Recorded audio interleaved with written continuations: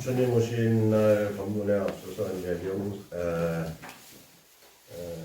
입정을 영상으로 대신하겠습니다.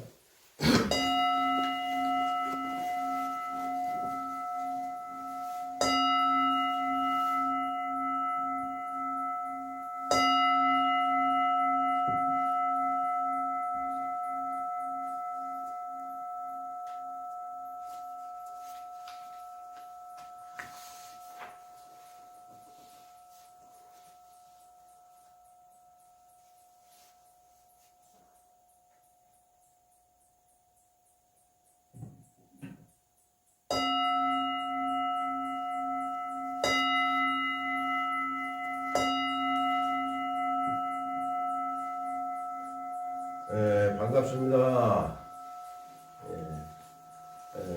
초파일 그 봉축 번호식을 위해서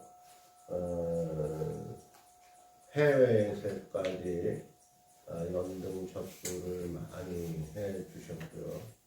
오늘 그 위해서 미리 나름대로 다려가신 분들도 있으시고 이제 아마 시간차를 두고 동참하시라고 믿습니다.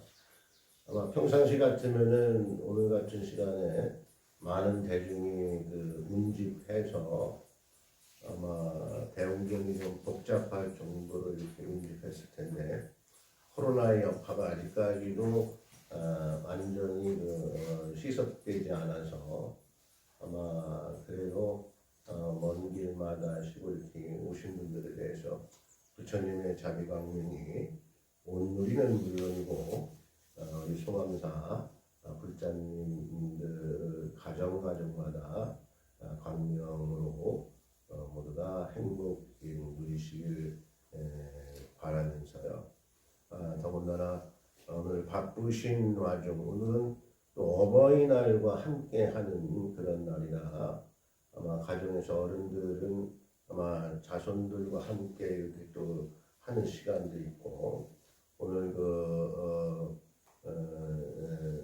나름대로 그 봉축 발언문을 해주신 봉축사를 해주신 이기수 전 군수님께서도 낮에 가족과 함께 시간이 있어야 되는데도 불구하고 이 소감사 불자님들과 또 함께 이렇게 봉축 법요식에 함께 하시기 위해서 일부러 시간을 내셨다고 합니다.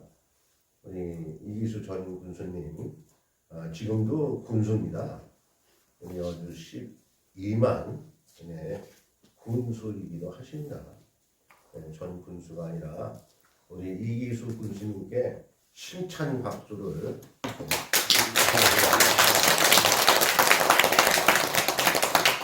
그런데 참고로 이기수 군수님께서는 본의 아니게 나름대로 그 사람을 살다 보면은 이런저런 어떤 칭찬과 또 내려는 혹평도 갖게 되는데 스님이 공부를 해보니까 혹평이라는 것과 칭찬이라는 것이 없습니다.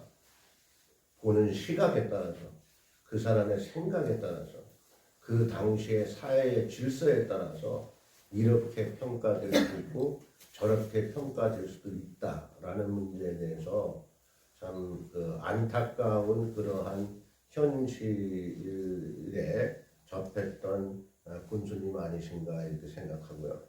제가 군수님에 대해서 한마디 더 붙인다라고 하면 군수님께서 송암사를 그 당시에 방문을 해 주셨습니다.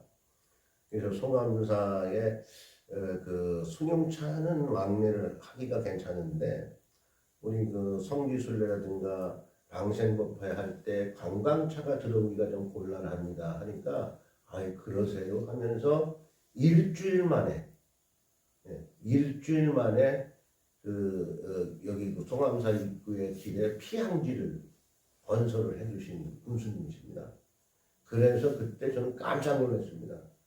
말로만이 아니라 실천하시는 군수님이시구나. 저는 그때 감동을 했습니다. 감동을. 아무튼 지금도 우리 군수님께서는 모든 일을 몸소 실천행을 하시고 더군다나 여주 시민을 위해서 애향심과 또 조국을 위한 어떤 애국심을 가지고 지금도 생활하시는 그러한 분이라고 저는 생각하고 있고요.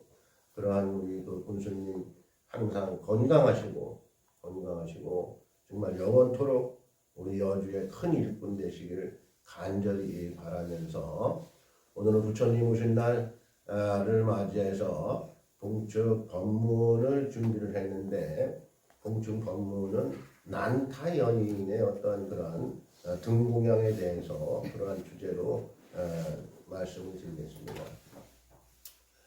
여러분들이 지금도 이제 멀리 수원에서 오셨는데 여러분들이 등공양을 위해서 전년도서부터 현재까지 등공장 접수를 계속 하셨습니다. 그러한 마음이 스님은 접수 하나하나 받을 때마다 그러한 기록을 할 때마다 참 그 감회가 새로웠지만은 감동이었습니다. 하나하나가 감동이었었고 일상생활에서 여러분들이 각자의 어떠한 일을 하시면서 정말 부처님을 생각하시면서 이렇게 모든 어떤 활동을 하시고 있구나라는 것에 대해서 감동을 했습니다. 그 당시에 인도에서 난타라는 아주 가난한 여인보다는 거지라고 이렇게 표현이 됩니다. 거지라는 난타 여인이 있었습니다. 근데 이제 초파일이를 즈음 되니까 이제 거리에 등이 달리고 사원에 이제 등 공양을 올리고 뭐하고 하는데 부잣집 사람들은 전부 다 등 공양을 올리고 그 등도 큰 어떤 그러한 공양을 올리는데 이 난타 여인은 등 공양을 올릴 수가 없는 거예요. 그래서 난타 여인이 구걸을 합니다. 등 공양을 위해서 구걸을 해요. 구걸을 해서 겨우 이전을 이제 얻습니다. 그래서 그 이전을 가지고 아마 지금은 전기로 등을 밝히지만 그 전에는 기름불로 등불을 밝혔죠. 초가 나오기 전, 전기가 나오기 전에는 초로 밝혔고, 기름불로. 우리 이제 그 호롱불을 킨 그 지난 추억들이 있잖아요.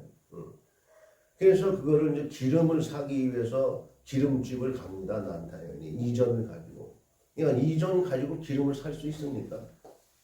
그러니까 기름집 그 주인이 이전을 가지고 기름을 사서 이 기름을 어디에 쓰려고 하느냐 라고 하니까 이제 난타연이 그런 얘기를 합니다. 이제 며칠 있으면 부처님 오신 날인데 부처님 오신 날 등공양이라도 올리고 싶다 라고 하니까 기름집 주인이 기름을 어떻게 했겠어요?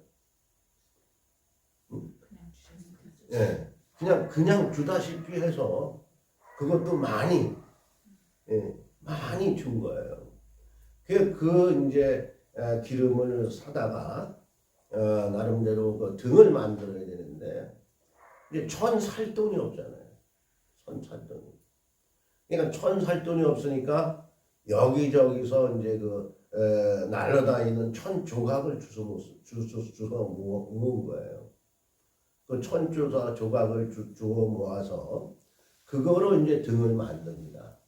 그러니 등이 얼마나 초라하겠어요. 그래서 그 등을 만들어서 그 초라한 등을 만들어서 부처님께 공양을 올립니다.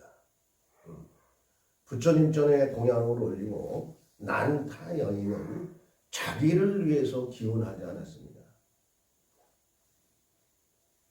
우리는 등 공양을 올리면서 스님이 부처님 오신 날 법요식 때 항상 그런 얘기를 해요. 내 등이 어디 달려 있는지 잘 달려 있는지도 보지 마라. 그것조차도 보지 마라. 인도의 어느 왕께서는 어마어마한 불사시를 하셨습니다.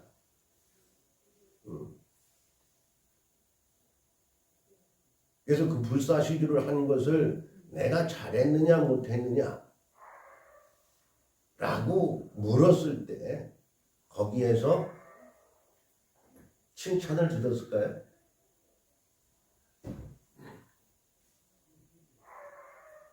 무라고 했습니다. 칭찬 들을 일이 없다.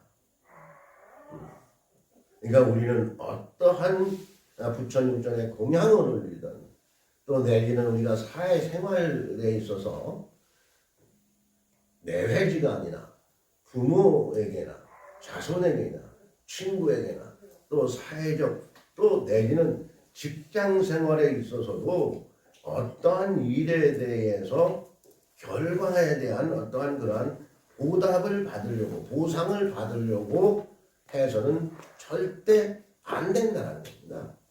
그것은 오히려 어떠한 상황들에 집착만 낳고 나의 어떠한 상만 키우게 된다. 오만함만 키우게 된다는 겁니다. 그래서 나에 대한 결과만을 말하지 말아라. 그래서 난타여님께서는 무슨 기도를 하셨는가?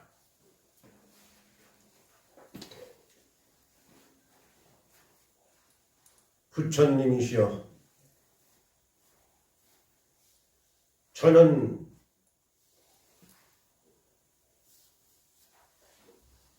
빈궁하여 작은 등불밖에 올릴 수 없나니 등불 공양을 받아 주소서.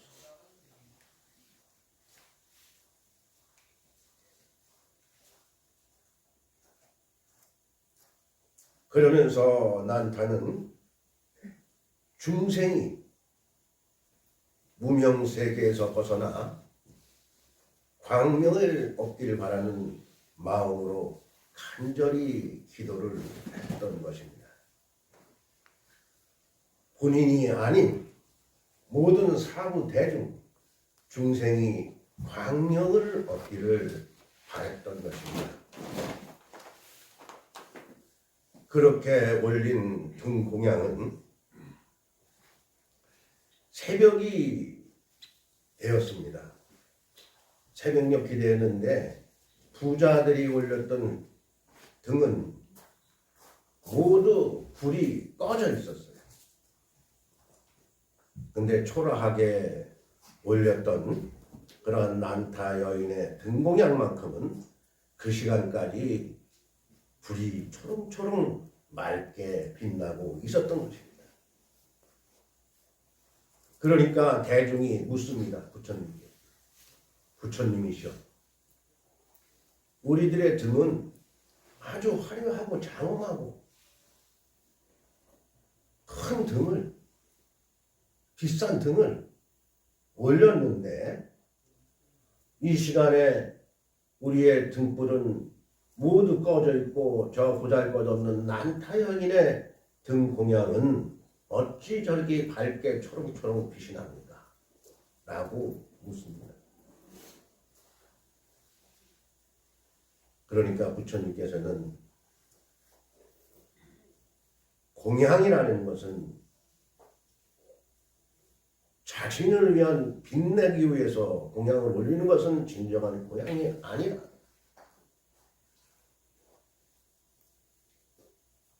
진정한 공양은 대상을 위해서, 대중을 위해서 하는 것이 진정한 공양이다라는 것을 말씀을 하셨던 것입니다. 지금은 우리 절에 가끔씩 조용한 시간에 왕래하시는 보살님이 계시는데 그 보살님께서 어느 날 말이 없는 보살이에요. 스님, 마당에 자갈을 깔으면 좋겠습니다. 묻지도 않는 얘기를 하더라고요. 그래서 자갈을 왜 깔으려고 하느냐 하니까 스님이 여기 송암산 엠청에 갔을 때는 이 위에도 풀밭이었고 아래도 풀밭이었습니다. 뭐 풀이 온천지 풀이에요. 그러니까 뭐 때 되면은 예초기로 마냥 돌려야 돼. 그러니까 자갈을 깔으면은 풀은 좀 덜 나지 않겠느냐. 그래서 그러면 그렇게 하면 좋겠다. 그러니까 자갈을 큰 그릇으로 무슨 트럭이라 해. 작은 트럭이 아니라 큰 트럭으로 10차를 보내줬어요. 그래서 지금 저 아랫마당 깔은 게 지금 10차에 자갈이 깔린 겁니다. 그러니까 그거를 이제 깔고 나서 뭐 풀은 덜 나고 아무튼 뭐 지금 모든 사람들이 그 모두가 이용하기 좋은 어떤 상황으로 변했죠. 근데 그분께서 어느 날 갑자기 문제가 생긴 거예요.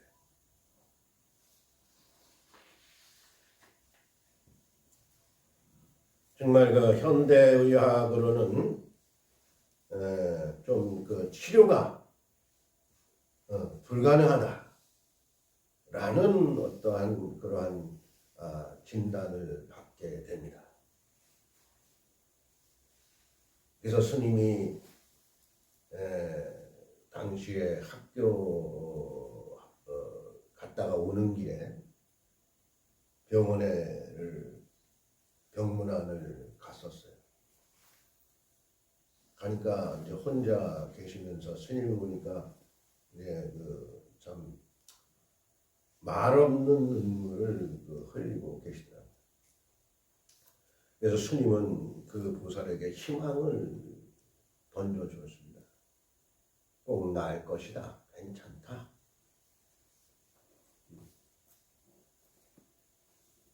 그 후 그 보살은 어떻게 됐겠어요?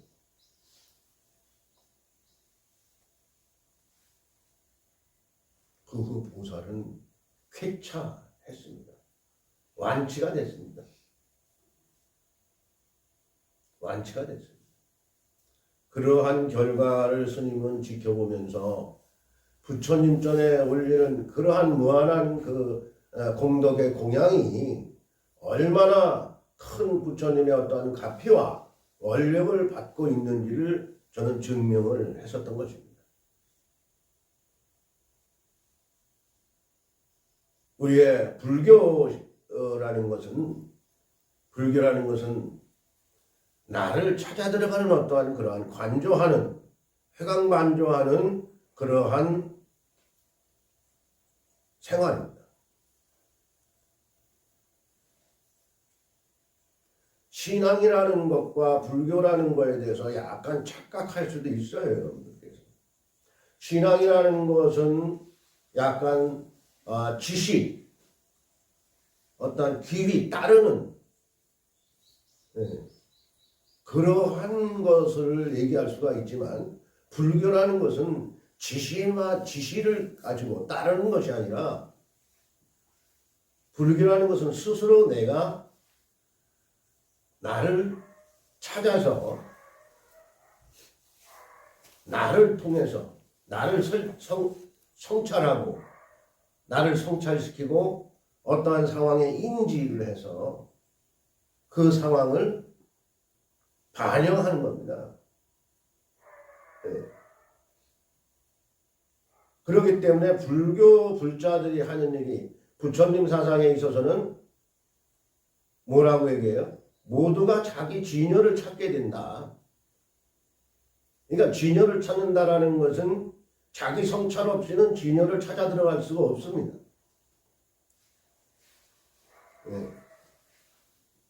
근데 진여라는 것이 뭐 스님들만이, 수행자들만이 찾는 거 아니냐? 찾는 길이 아니냐?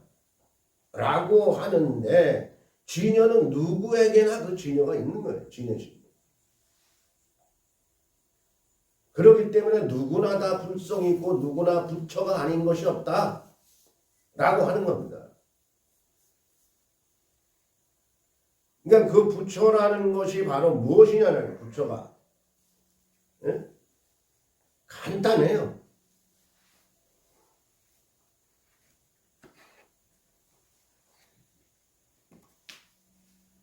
부모의 마음, 어머니의 마음이 바로 진여심이요. 진여. 어머니의 마음이 변합니까? 자손들에 대한 향하는 마음이 변하나요?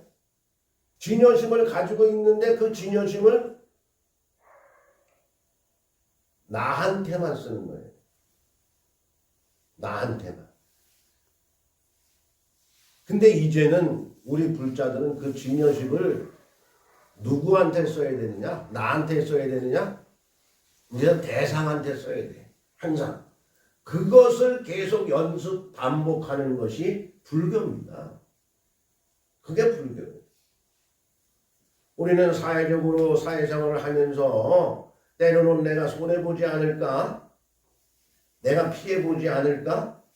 라는 생각으로 모든 것을 나를 중심으로 모든 것을 정리를 하고 있습니다.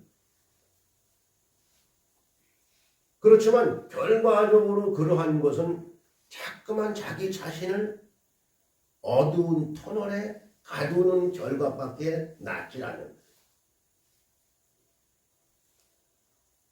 자신만이 아니라 대상을 위해서 진여심을 쓰게 되면 사회적으로나 모든 주변이 다 나를 존경하고 우러러보게끔 되어 있는 거예요.